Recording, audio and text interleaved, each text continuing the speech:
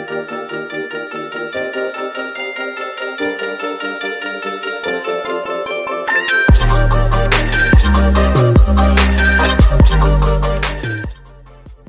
Latu Halat merupakan salah satu negeri yang berada pada Kecamatan Nusa Waniwe, Kota Ambon.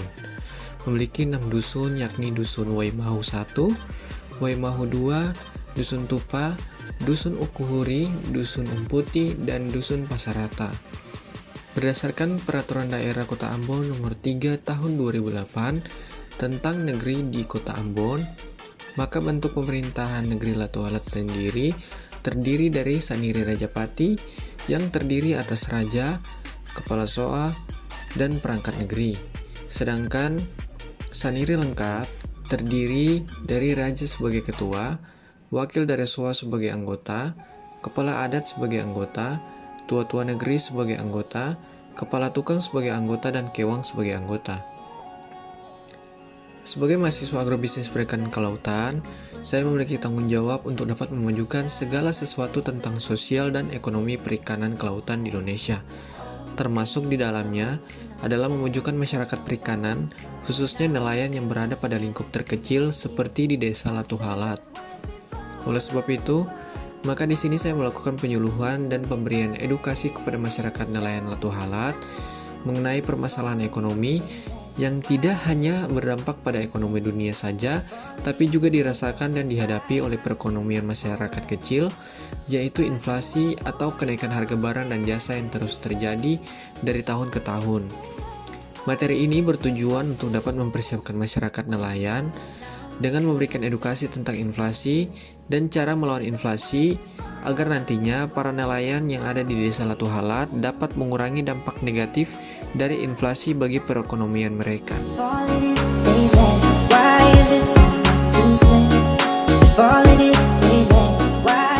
Kita kasih gambaran sedikit saya tentang apa yang nanti kita bahas tuh, yang memang tadi kita bilang di luar perikanan. Memang betul, karena kita bahas ini tentang yang sekarang kita hadapi ini, makanya bapak-bapak dong tahu lalu sekarang semua barang-barang mahal. Itu bukan tanpa sebab, tapi memang karena ada namanya inflasi. Dan nanti kita jelaskan, pasti bapak-bapak dong belum tahu banyak tentang inflasi, terus bagaimana cara hindari inflasi, kayak kita bisa sadar gitu. Kalau misalnya kita bayangkan, kalau kita ingat tahun 90 tuh 500 perak itu bisa beli satu mangkok bakso, tapi sekarang untuk dapat 500 perak atau beli satu biji bakso pun bisa. Itu berarti kita pun nilai uang itu tambah menyusut. Nah itu nanti makanya kita ajarkan cara untuk kita menghindari itu, atau supaya jangan kayak kita simpan uang tambah tahun kita punya uang itu menyusut, bukan tambah banyak. Nah itu kita kebetulan kita punya pengalaman di situ. Jadi makanya kita bagikan, kita bukan menggurui, tapi kita bagikan apa yang kita tahu. Nah, berdasarkan contoh yang telah kita kasih, menggambarkan bahwa harga beli bakso pada beberapa tahun yang lalu dengan harga bakso yang kita beli sekarang sangat berbeda jauh, di mana harga bakso yang kita beli sekarang itu lebih mahal. Hal ini menunjukkan bahwa dari tahun ke tahun terus terjadi inflasi atau kenaikan harga barang dan jasa secara terus-menerus.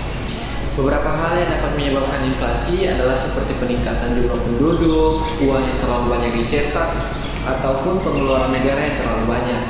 Mari kita ambil contoh paling sederhana penyebab inflasi, yaitu adalah karena peningkatan jumlah penduduk dunia. Semakin banyak jumlah penduduk, maka akan semakin banyak permintaan akan suatu barang.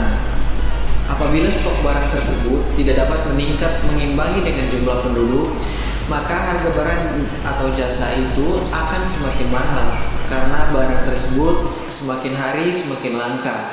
Atau bisa kita sebut bahwa semakin langka suatu barang, maka akan semakin mahal harganya. Mari kita ambil contoh kecil. Ketika jumlah penduduk bertambah, namun lahan atau tanah yang biasa digunakan untuk membangun rumah menjadi semakin sedikit, maka tentu saja harga tanah tersebut atau bahkan harga rumah tersebut semakin hari akan semakin naik.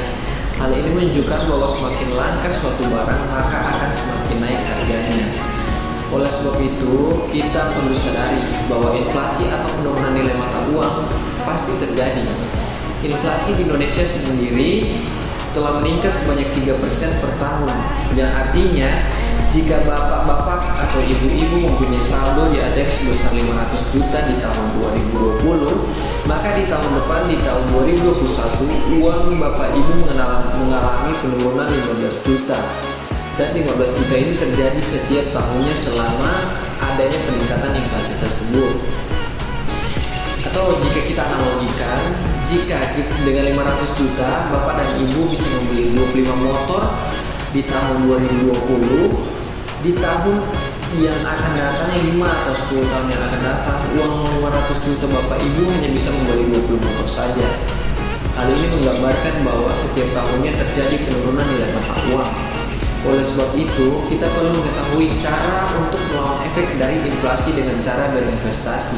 Kita bisa berinvestasi melalui aset-aset investasi seperti emas, saham, maupun di reksadana pasar uang. Bagaimana investasi bisa melawan efek inflasi? Mari kita lihat pada ilustrasi di atas. Jika kita asumsikan kita memiliki uang 500 juta, dan jika dalam setahun terjadi inflasi sebanyak atau sebesar 3%, maka uang 500 juta kita akan mengalami penurunan nilai sebanyak 15 juta per tahun. Namun, jika kita telah berinvestasi di reksadana yang mempunyai bunga rata-rata atau keuntungan rata-rata di angka 6%, yang artinya jika kita memiliki uang 500 juta dan keuntungan kita 6%, itu artinya setiap tahunnya uang kita bertambah 30 juta rupiah. Ini artinya keuntungan 30 juta dari investasi kita sudah bisa menutup penurunan inflasi yang sebanyak 15 juta per tahun, dan bahkan telah memberikan kita profit atau keuntungan sebanyak 15 juta per tahun.